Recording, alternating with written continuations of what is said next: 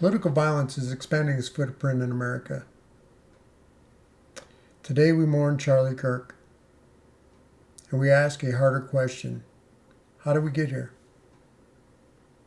I'm Carl Haskins, Simply Unconventional. Let's walk through it.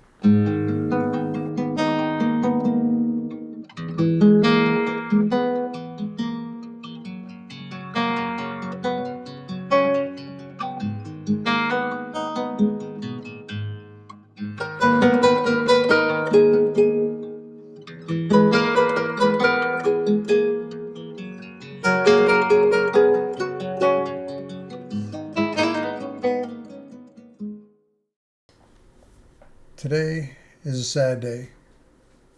We lost a great American, Charlie Kirk, who has dedicated his life to inspiring young Americans to think for themselves. And in a time where he did it in a cancel culture, he did it when it was not acceptable, and he had the courage to do that during that time frame. And as a Green Beret that spent over 3 decades fighting in wars and understanding firsthand what happens when societies let violence, hate, and fear run unchecked. And right now, that same dangerous energy is building here at home.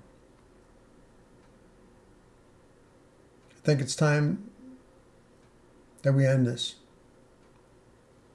This senseless killing of our greatest assets as a country, which is our people. Let's talk about Charlie Kirk a little bit. Whether you agree with him or not, Charlie represented something critical. The idea that free speech matters in America. That America's founding principles are worth defending, and young people need a voice in the future of our country. Charlie founded Turning Point USA and spoke boldly about faith, freedom, and the Constitution, and inspired millions to think differently, to question narratives, and to take responsibility for the direction of this nation. I'd argue it's much like Martin Luther King Jr.'s decades earlier. Charlie challenged young people to believe in a bigger vision of America, one rooted in hope, not despair, built around family, culture, morals. Dr. King preached nonviolence and unity, even when he was surrounded by hate. It's an amazing thing. Charlie carried that same fire in a modern time, refusing to be silenced by political pressure or fear, which he faced much of. And this shooter, I don't even know anything about the shooter, but I know one thing. The hard truth is, it's not just about this one shooter, this one incident. It's about a much bigger picture. It's a bigger problem in America,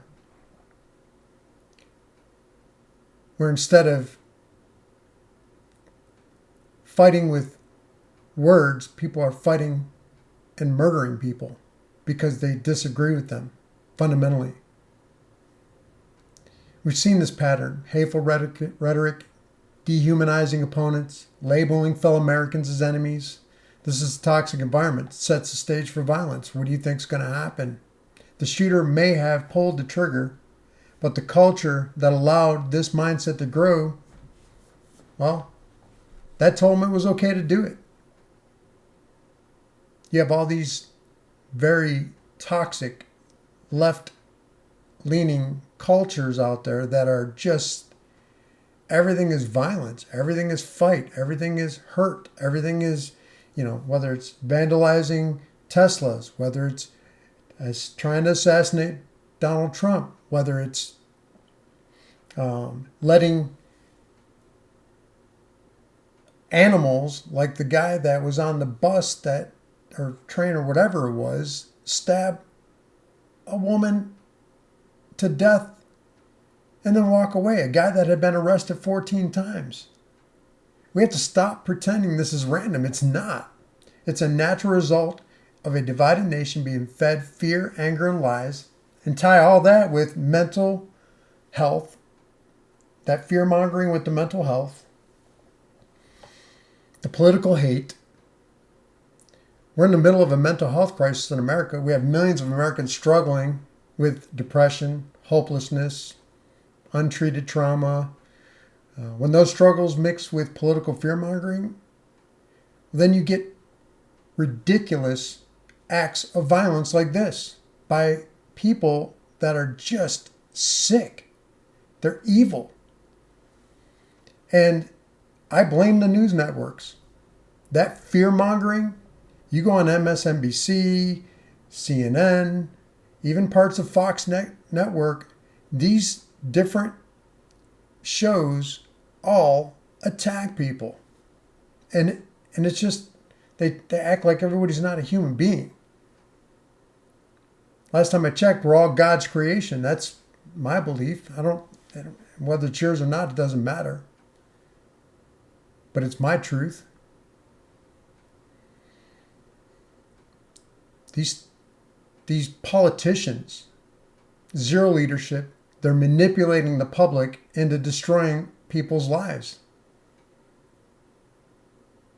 Someone that worked in counterterrorism, I've seen how extremism develops. I can tell you, this is the same formula. Fear plus hate equals desperation equals violence. And unless we change course, or we're going to see Americans, unless we change course, we're going to see more Americans fall victim to this. This is just pure and simple. This is the moment that we need to wake up. Violence against leaders like Trump or Charlie Kirk isn't just about them, it's about the direction of America. Family, moral values, moral compass,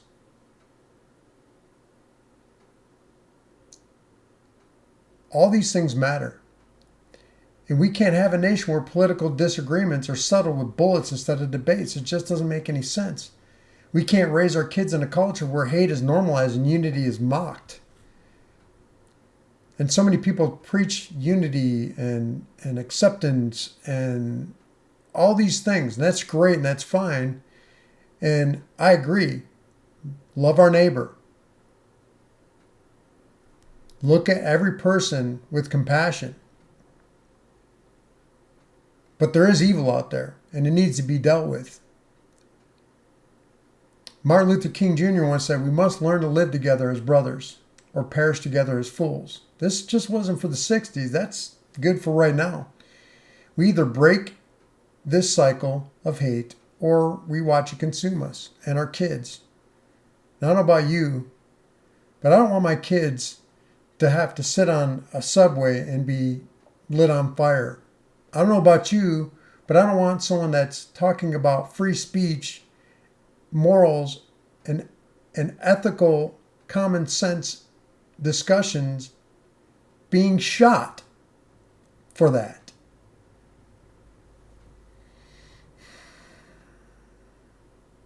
Let this also be a challenge to all of us to reject hate, to confront violence before it spreads, to demand more from our leaders, more from our communities, more from ourselves.